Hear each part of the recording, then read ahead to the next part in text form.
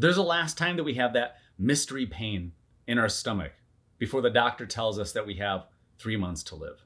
There's a last day that you had a happy relationship before your partner or spouse decides enough is enough. I don't want to be with this person anymore. And if you still have your relationship, are you taking it for granted? If you still have your freedom, are you taking it for granted?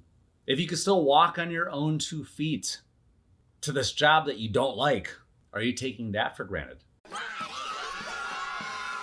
All right, welcome back to Getting Sober, again. My name is Jay, and today we are going to talk about there will be a final wake-up call. But first, make sure that you're subscribed by hitting the subscribe button down below, and make sure that you have your notifications set to all so that you know when we have a new video out and when we have a live stream starting. And at some point, make sure to give this video a big thumbs up and leave a comment for either me or for one of the many members of our ever-growing community in the comment section down below. All right, let's start with today's topic, which is there will be a final wake-up call. For a lot of us, I think that we want to test the waters, right? We want to push the boundaries to the limit and see just how far we can get away with everything. And with alcohol, it's no different. From driving home drunk to maybe getting yourself into conversations that weren't exactly welcome, to physical altercations, to verbal altercations, to maybe getting ourselves put into jail, again. There's many instances of undesired consequences when it comes to alcohol. Am I right? Take this moment to comment below some of your biggest regrets that you feel like admitting in the comment section down below. You might ask yourself, well, what do you mean that there's going to be a final wake-up call? What's going to happen? And results may vary. Hopefully nothing happens to you, but that's what we're always hoping. We're hoping for nothing bad to happen. But at some point, we have to take action. At some point, we have to take our own destiny in our own hands. Whether or not you have faith or whether or not you believe in a higher power, prayer only goes so far. At some point, you need to take action. At some point, you have to take control of the wheel, so to speak. Maybe you're one of the lucky ones and you got to make this decision on your own. Maybe through this channel or other channels or other books or resources, which comment below what are some of your favorite resources for getting sober. Maybe you found a way that came without any real negative consequences other than time and money wasted. But for some people, they're gonna get the message from their doctor. For some people, the final wake-up call is going to be that they only have a few months to live. The final wake-up call is, I'm sorry, but you're under arrest for vehicular manslaughter. And as awful as that sounds, and maybe in comparison to all of the times that you successfully drank, which is an odd way to look at it, considering that what is successful is just that nothing bad really happened. Nobody died, nobody got hurt, nobody went to jail. And if that's the 3 criteria that you have for success, I would be willing to say that your bar is set pretty low. I know that a lot of you use alcohol to escape a reality that you don't really feel too comfortable in. Maybe you don't like your job. Maybe you don't like the relationship you're in. Maybe you're not in a relationship and it makes you sad. Maybe you're not exactly sure how to talk to other people, so you use alcohol as a social lubricant. Whatever the case is, there will be a final wake-up call. Every day we get to choose our own adventure. Every day we get to make either better decisions or worse decisions. Every day when we wake up, we have a choice. We can either hit the snooze button or we can get up and tackle our day. And I understand that for some people, tackling the day doesn't sound very exciting. Tackling the day may be filling you with overwhelming feelings of anxiety, having to go to a job that you don't want to go to, having to make breakfast for a whole house full of people, having to tend to a whole house with no help. Maybe you're waking up on a string of consecutive days of binge drinking, not knowing if today is maybe going to be the day that you're going to break the chains of addiction? Or are you just going to do the same repetitive behaviors again and then wait until it's a respectable enough time to drink and then head to the bar or to the liquor store? From the moment we wake up, we're faced with choices. We're faced with choices to make either better decisions or worse decisions. Are we gonna make a healthy breakfast or are we gonna go to Starbucks? And those decisions are probably influenced by the decisions that we made the night before. Were we gonna binge watch just one more episode and rob ourselves of precious sleep because watching just one more episode will make me feel a little bit better? It'll help me to forget my life for another half an hour or for another hour. And it robs you from the deep sleep that you desperately need so that you can try to have a better day and you can naturally feel better the next day.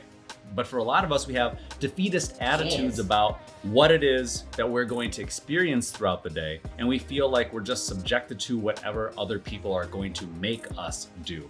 So again, I point out, at what point will you start to take your life into your own hands? You may be in your early 20s, mid 30s, late 40s, or in your 50s, but it's never too late to start. The best day to start was yesterday, but the next best day to start is now. All you have to do is get through today. All you have to do is get to the finish line of a day, which is just a good night's rest. Rewarding yourself for having gotten through the day making more better decisions than worse decisions, though you'll probably still make some bad decisions throughout the day. You may sneak a donut here or there. You may walk a few less steps on the treadmill. You may skip the whole gym entirely. But whatever it is, we're always trying to get closer to a better balance. In yesterday's live stream, I talked about the Hopi Indian word, Koyaanisqatsi, meaning life out of balance. And if you didn't get a chance to watch that episode, and though it was a live stream and maybe you weren't there, it was packed full of great information, with the central theme being Father's Day and a life out of balance. So definitely check that out if you haven't yet. But it's really easy for our lives to get out of balance. It's really easy for us to start to lean on other things to make us happy, knowing it's only going to be temporary. There is no permanent solution for happiness. There is no one pill to permanently make you happy. There's no drink to make you permanently happy. There's no TV show, no matter how many seasons there are to binge watch. We will always be in the pursuit of something new. We will always be in the pursuit of happiness. And ultimately, all that we really want is to find a better balance. We want to be happier, more consistently. We want to experience less anxiety. We want to be depressed less often. We want to be less irritable. We want to be less angry. We want to have better personal relationships and better professional relationships. We want to have a better overall quality of life. Maybe we want a bigger house. Maybe we want our first house. Maybe we want a vacation house. Whatever your goals are, comment below. Maybe you want to repair your relationship. Maybe you want to get a raise at your job. Maybe you just want to get a better job.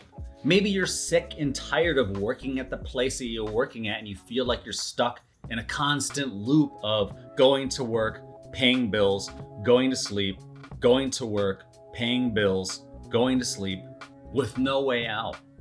Wondering to yourself, where do I have time? When do I have time? But isn't it amazing how much time you had to drink?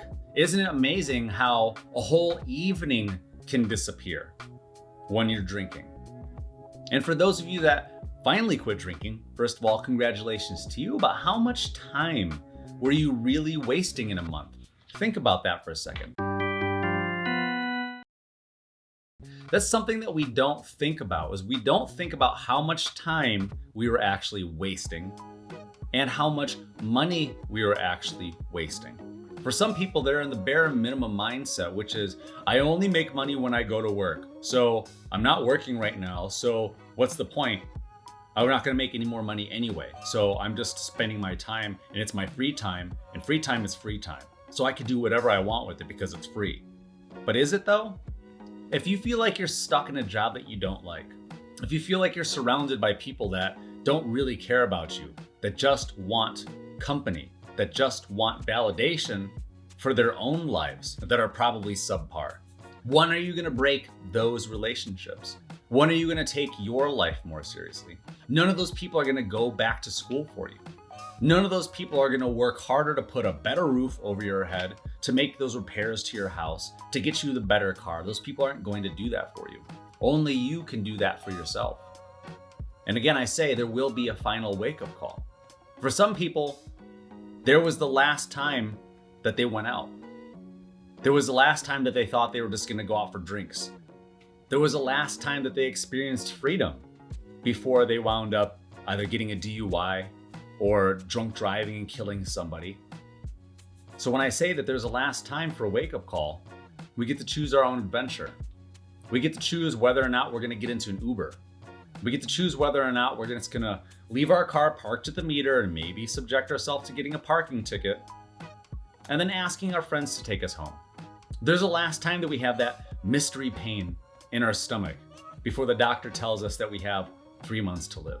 There's a last day that you had a happy relationship before your partner or spouse decides enough is enough, I don't want to be with this person anymore. And if you still have your relationship, are you taking it for granted? If you still have your freedom, are you taking it for granted? If you can still walk on your own 2 feet to this job that you don't like, that you're not doing anything about, are you taking that for granted? Because I'm sure there are definitely people in this world, and maybe people not in this world, that would love to trade places with you. So with that, I want to wish you good luck on your journey, and I will see you in the next video.